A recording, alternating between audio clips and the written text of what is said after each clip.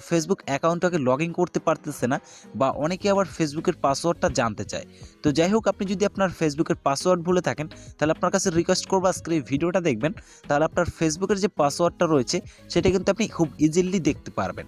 তো এখন আবার অনেকেই বলবে এইটা আবার কিভাবে সম্ভব। তো তাদেরকে বলবো, গুগল কিন্তু আপনাদের অজান্তে আপনাদের সমস্ত পাসওয়ার্ডগুলো তারা সেভিং করে রাখে।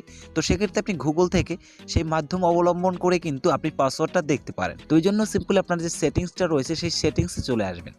সেটিংসে আসার পর বন্ধুরা, এখান থেকে যদি আপনি স্ক্রল করেন, সকল ফোনে এখানে পেয়ে যাবেন গুগল বলে একটা অপশন। জাস্ট নাও আপনারা যদি গুগলে ক্লিক করেন, এখান থেকে আপনার যে গুগল অ্যাকাউন্টটা রয়েছে সেটা কিন্তু শো হবে। এখান থেকে আপনি just manage your Google account একটা অপশন পাবেন, জাস্ট এইখানে একটা টাচ করবেন। টাচ করলে এখান থেকে যদি আপনি একটু এখান থেকে টানেন, তাহলে এখানে দেখবেন সিকিউরিটি একটা অপশন। জাস্ট আপনারা এই সিকিউরিটিতে ক্লিক করবেন। সিকিউরিটিতে ক্লিক করলে এখান থেকে জাস্ট নিচে আসবেন। নিচে আসলে আপনি একটা পাসওয়ার্ড ম্যানেজার অপশন পাবেন, ঠিক আছে? জাস্ট নাও আমি যদি স্ক্রল করি, এখানে দেখতে পাচ্ছেন পাসওয়ার্ড ম্যানেজার। জাস্ট এইখানে যদি আপনি এটা টাচ করেন, টাচ করার পর আমরা যদি ফেসবুকের পাসওয়ার্ড দেখব, জাস্ট নাও এখানে ফেসবুক দেখতে পারবেন। ফেসবুকে ক্লিক করার পর আপনার ফোনের যে স্ক্রিন লকটা থাকবে, সেই লকটা এখানে দিলে কিন্তু আমাদের মূল ইন্টারফেসে নিয়ে যাবে। আমি জাস্ট এখান থেকে আমার লকটা দিয়ে দিব।